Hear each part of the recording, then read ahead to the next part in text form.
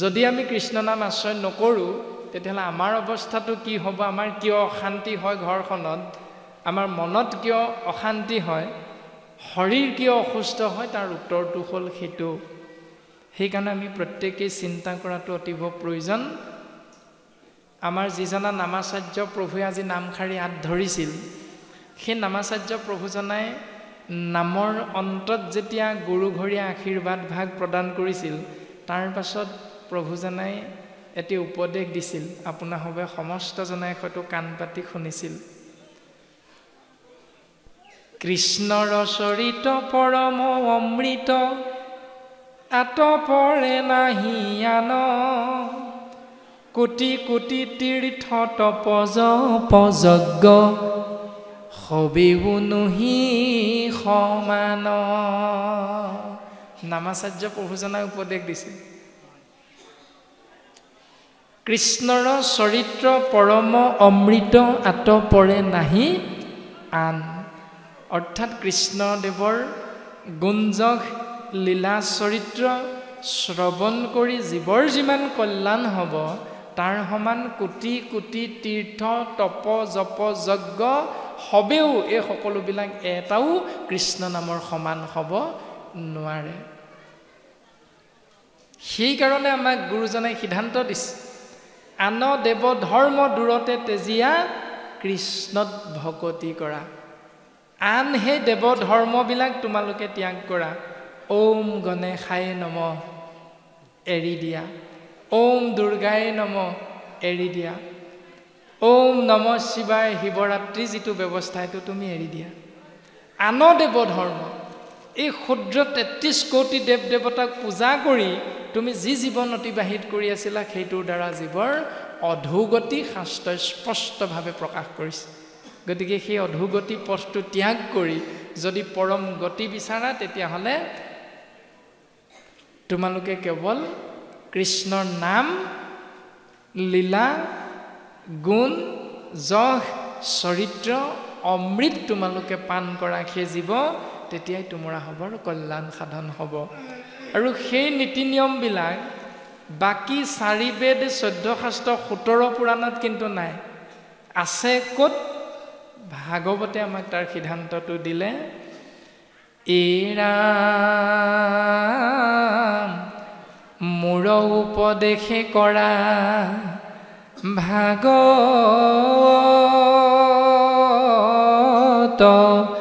শাস্ত্ৰ প্ৰচাৰক গোবিন্দৰ গুণনাম মাত্ৰ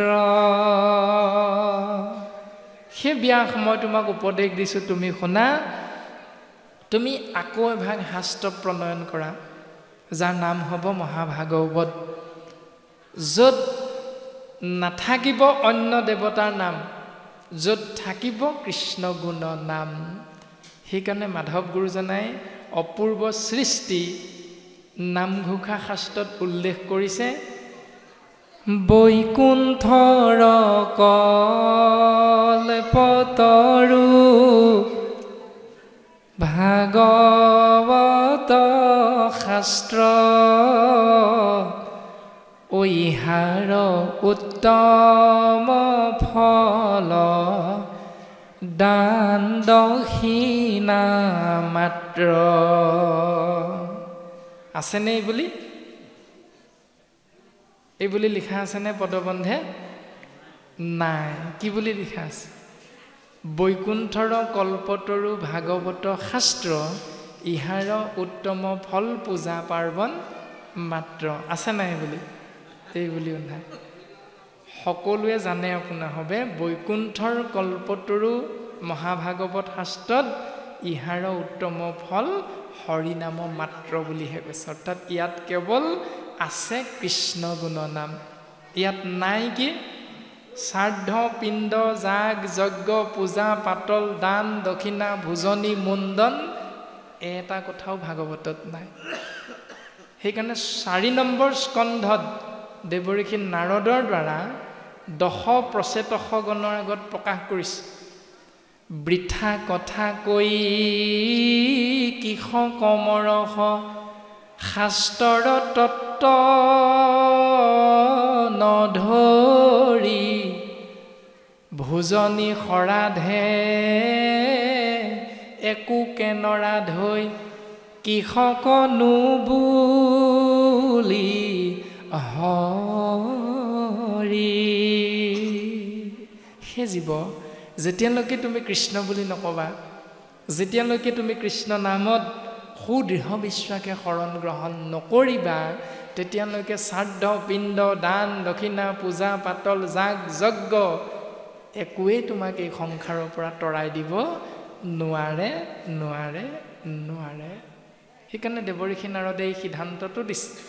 চতুৰ্থ স্কন্ধত প্ৰাচীন বৰ্হিষী ৰজাৰ পুত্ৰ দশ প্ৰচেতসগণৰ আগত পুৰঞ্জন উপাখ্যানৰ জৰিয়তে সিদ্ধান্তটো দিছে। কোন ভাগৱতে ভোজনী সৰাধে নেও যজমান যজি আক পঢ়িবাক শুনিবে নোৱাৰে কাণ কৰে গজ গজি। কোন ভাগ ভাগৱতে ক'লে ভোজনী দিলে জীৱৰ মংগল হ'ব, কোন ভাগ ভাগৱতে ক'লে মুণ্ডন কৰিলে জীৱৰ কল্যাণ হ'ব, ভাগৱতৰ কোন পদবন্ধে ক'লে ছমহীয়া বছৰিকীয়া যজমান যজি থাকিলে সেই জীৱৰ কল্যাণ হ'ব। এবাৰো কোৱা নাই, এজোকা পদেও কোৱা নাই, এজোকা ছবিও কোৱা নাই, এজোকা দুলৰিও কোৱা নাই। তাৰ পাছতো এই উত্তম শাস্ত্ৰ ভাগৱত পঢ়ি পঢ়ি আপুনি মই কেৱল সেই পৰম্পৰাগত কৰ্মৰ মাজতেই জীৱনটো আবদ্ধ কৰি ৰাখিছোঁ। সেইটো হ'ল অজ্ঞানতা, ঈশ্বৰৰ মায়া। নামঘোষাত গুৰুজনাই অবিদ্যা বুলি সিদ্ধান্ত দিছে। নামঘোষা এনে এক উত্তম শাস্ত্ৰ, যি শাস্ত্ৰৰ মাধ্যমেৰে জীৱই নিজৰ জীৱন অতিবাহিত নকৰিলে সেই জীৱই ঈশ্বৰৰ লগত কথা পতা, মত বিনিময় কৰা মাধ্যমটো সম্পূৰ্ণৰূপে বন্ধ। নামঘোষাক বাদ দি কোনোবাই ভগৱন্তক কথা পাতিব পাৰিব নেকি? কোনেও নোৱাৰে। স্পষ্টভাৱে এই সিদ্ধান্তটো আছে।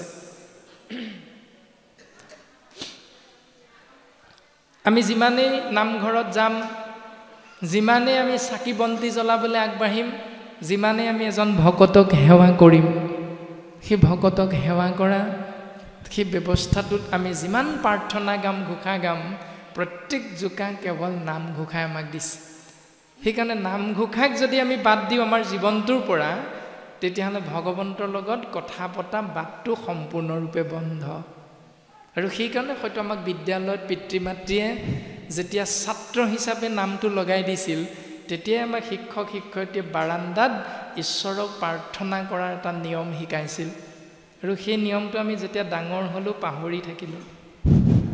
কৃষ্ণ প্ৰভুজনাক বাপজনাক আমি এষাৰ কথা জানিবৰ কাৰণে আগ্ৰহ হৈছোঁ। আমি ইতিমধ্যে আমি ভাবি থকা দুটি মনৰ কথা আপুনি প্ৰকাশ কৰিলে। এভাগ হৈছে ছমহীয়া বছৰেকীয়া, সেইভাগ আমি পালোঁ। আৰু এভাগ ক'লে আপুনি ভোজনীৰ কথাটো ক'লে, সেইভাগো আমি পালোঁ। আমি ভাবি আছিলোঁ আপোনাক এই কথাকেইষাৰ আমি অৱগত কৰাম বুলি। আৰু এভাগ থাকি গ'ল আমাৰ, আপুনি কৃপা কৰি থৈ গ'লে আমি নথৈ আনন্দিত হ'ম। কাৰণ আমি এই অনুষ্ঠান ভাগৰ পৰা কিবা এটা বস্তু বা সাৰ পাম বুলি আশা কৰি আমাৰ এই অনুষ্ঠান ভাগ ইয়াত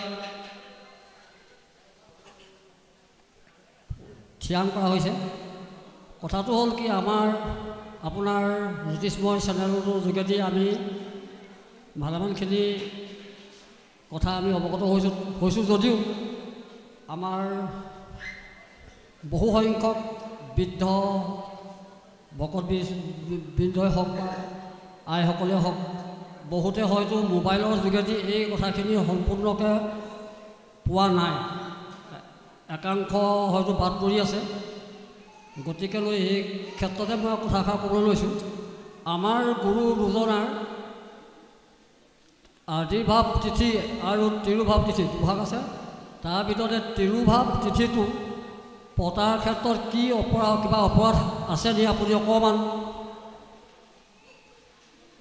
আমাক কৃপা কৰি থ'লে আমি নথৈ আনন্দিত হ'ম। কৃষ্ণ কৃষ্ণ।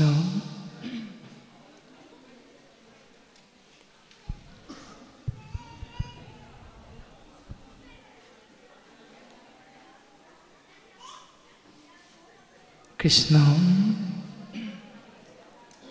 পৰম বৈষ্ণৱজনাৰ চৰণ কমলত আমি ভক্তিৰ সেৱাভাগী অৰ্পণা কৰা হৈছে। বাপজনাই খুব সুন্দৰ এটি প্ৰশ্ন আগবঢ়াইছে। যদিও আমি প্ৰশ্নভাগীৰ উত্তৰ ইতিমধ্যে জ্যোতিৰ্ময় নামৰ ইউটিউব চেনেলটোত সেই প্ৰশ্নভাগীৰ উত্তৰটো দিয়া হৈছে, গতিকে আমি বাপজনাৰ চৰণ কমলত সেৱাভাগী নিবেদন কৰা হৈছে।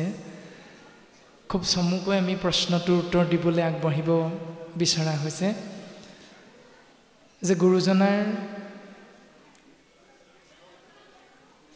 আবিৰ্ভাৱ আৰু তিৰুভাৱ। আবিৰ্ভাৱ মানে হ'ল জন্ম, তিৰুভাৱ মানে হ'ল মৃত্যু। ভাগৱতে এটা সত্য দৰ্শন দিছে। সত্য দৰ্শনটো হ'ল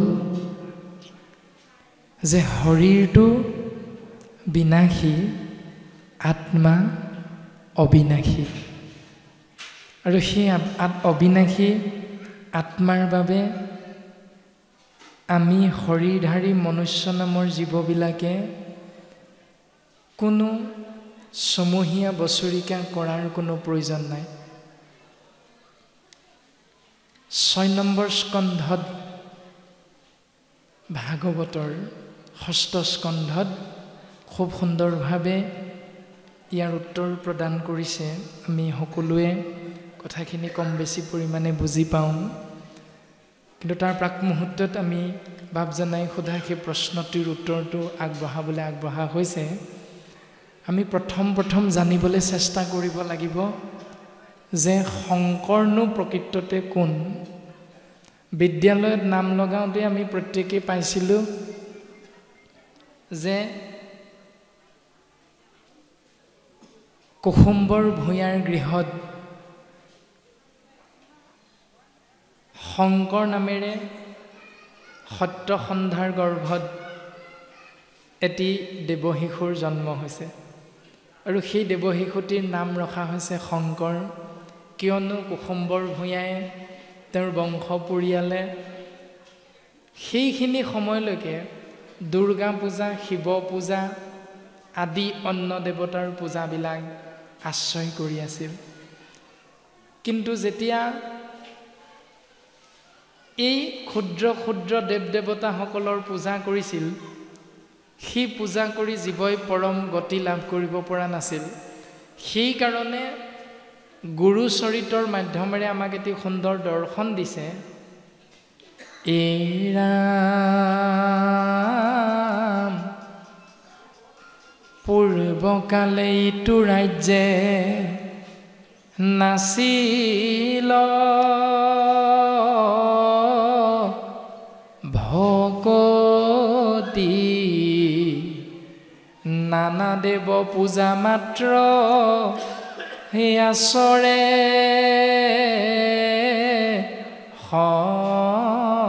সম্প্ৰতি। পূৰ্বতে অসম নামৰ ৰাজ্যখনৰ ৰজা আছিল নৰকাসুৰ, আৰু সেই নৰকাসুৰৰে ৰাজ্য অসমত ভক্তি নাছিল, বিপৰীতে নানা দেৱ পূজা কৰা নিয়মটোহে প্ৰচলন আছিল। নানা দেৱ পূজন কৰয় বলিদান, শংখ চাগ মহিকাতৈ অসংখ্য প্ৰমাণ। নানা দেৱতাক বলি বিধান প্ৰক্ৰিয়াৰে পূজা কৰা নিয়মটো এই অসম মুলুকত প্ৰচাৰ হৈছিল, প্ৰকাশ হৈ আছিল। তাৰ পাছত সেই ব্যৱস্থাটোৰ মাধ্যমেৰে জীৱই নিজৰ জীৱন অতিবাহিত কৰাৰ কাৰণে জীৱবিলাক পৰম গতিৰ বিপৰীতে অধোগতি যাবলৈ ধৰিলে আৰু অধোগতি যোৱাৰ বাবে ভগৱন্ত পৰম আত্মা ঈশ্বৰ কৃষ্ণদেৱৰ সন্তানস্বৰূপ আমি জীৱাত্মাবিলাকৰ মংগল কামনা কৰি ঈশ্বৰ কৃষ্ণ প্ৰভু ভগৱন্তই চিন্তা কৰিছে ক'ত বৈকুণ্ঠত এৰাম লোকতল গৈল কলি পাপ সাগৰত কৃপাময় কৃষ্ণে চিন্তা কৰি বৈকুণ্ঠত ভগৱন্ত পিতৃ কৃষ্ণদেৱে বৈকুণ্ঠত চিন্তা কৰিছে সন্তানস্বৰূপ জীৱাত্মাৰ মংগলৰ কথা আৰু চিন্তা কৰি তেওঁ এটা উত্তৰ উলিয়ালে উপায় উলিয়ালে উপায়টো কি ঐ ইটো লোক সমস্তকে কৰিতে উদ্ধাৰ শংকৰ মাধৱ ৰূপে ভৈলা অৱতাৰ সমস্ত জীৱক কলিৰ কৰাল গ্ৰাসৰ পৰা মুক্ত কৰাৰ মানস কৰি ভগৱন্ত পুৰুষে শংকৰ মাধৱ ৰূপে কলি যুগত অৱতাৰ ধাৰণ কৰিলে তাৰ মানে দ্বাপৰ যুগৰ দৈৱকী নন্দন কৃষ্ণই হ'ল কলি যুগত শংকৰ গুৰু ৰূপে অৱতাৰ হৈছে আৰু কলি যুগৰ আমাৰ জগতগুৰু পৰম গুৰু শংকৰেই হ'ল দ্বাপৰ যুগৰ শ্ৰীকৃষ্ণ আৰু দ্বাপৰ যুগৰ শ্ৰীকৃষ্ণই হ'ল নিৰ্গুণ নিৰাকাৰ কৃষ্ণ তত্ত্ব যিজন সৃষ্টি স্থিতি আৰু প্ৰলয়ৰ গৰাকী সিদ্ধান্ত দিলে তাৰ পাছত আমি চিন্তা কৰিলে উত্তৰ পাম বঢ়াৰপু মহাপুৰুষ মাধৱ গুৰুজনাই গুৰু প্ৰশস্তিত লিখিছে গুৰু ভতিমাত লিখিছে জয় গুৰু শংকৰ সৰ্বগুণাকৰ যাকেৰি নাহি কেও পাম তোহাৰি চৰণ কৰে নুশত কোটি বাৰে কৰোঁ প্ৰণাম দৰক্ষিত সুন্দৰ গৌৰ কলে বৰ জৈছন হুৰ পৰকাশ সকল সভা সদৰঞ্জন যাকেৰি দৰ্শনে পাপ বিনাশ ইমান সুন্দৰভাৱে গুৰুৰ ভতিমা মাধৱ গুৰুজনে দৰ্শন কৰাইছে আৰু দৰ্শন কৰাই সিদ্ধান্ত দিছে ত্ৰিভুৱন বন্দন দৈৱকী নন্দন জুহৰি মাৰল কংস জগজন তাৰণ দেৱ নাৰায়ণ শংকৰ তাকেৰি অংশ শংকৰেই হ'ল দ্বাপৰ যুগৰ দৈৱকী নন্দন কৃষ্ণ এই বুলি লিখাৰ প্ৰাক মুহূৰ্তত মাধৱ গুৰুজনে কি বুলি লিখিছিলে ত্ৰিভুৱন বন্দন দৈৱকী নন্দন জুহৰি কংসক বৈৰী যিজন হৰিয়ে কংসক মাৰিছিল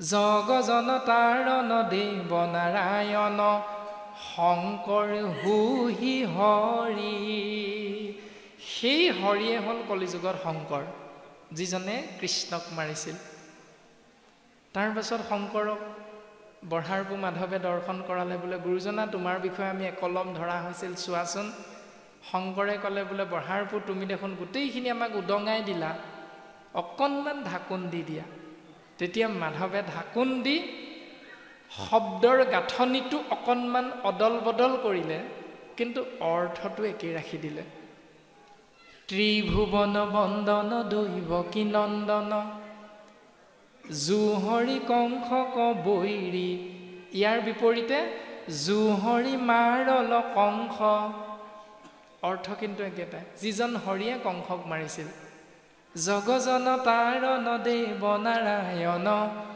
শংকৰ হুহি হৰি তাৰ বিপৰীতে শংকৰতা কেৰি অংশ, অৰ্থ একেটাই থাকিল, মাত্ৰ শব্দৰ গাঁথনিটো অকণমান সলনি কৰিলে। ইয়াৰ পৰা আমি স্পষ্টভাৱে বুজি পালোঁ যে দ্বাপৰ যুগৰ দৈৱকী নন্দন কৃষ্ণই হ'ল কলিত শংকৰ। 3 নম্বৰতে আমি যদি বিশ্লেষণ কৰোঁ উত্তৰটো পাম, যেতিয়া ভগৱন্ত কৃষ্ণই দ্বাপৰ যুগত জীৱৰ কল্যাণ সাধন কৰি এই ধৰাধাম এৰিবলৈ চিন্তা কৰিলে, তেতিয়া মহাভক্ত উদ্ধৱে ভগৱন্ত কৃষ্ণক ক'লে, প্ৰভু তুমি যদি গুচি যোৱা মোৰ অৱস্থা কি হ'ব? তেতিয়া ভগৱন্ত কৃষ্ণই সিদ্ধান্ত দিছে, উদ্ধৱ মই নাযাওঁগৈ দিয়া, থাকিম। বোলে ক'ত থাকিবা প্ৰভু? তেতিয়া ভগৱন্তই ক'লে, তিৰোধায়াম প্ৰৱেশটো হয়ং শ্ৰীমদ ভাগৱতাৰ নৱম। উদ্ধৱ মই তিৰোধায়ম মানে যামগৈ, প্ৰৱেশটো হয়ং মই পুনৰ ইয়াত থাকিম, প্ৰৱেশ কৰিম। উদ্ধৱ মই নাযাওঁগৈ। ক'ত থাকিম জানানে উদ্ধৱ? প্ৰৱেশটো হয়ং শ্ৰীমদ ভাগৱতাৰ নৱম।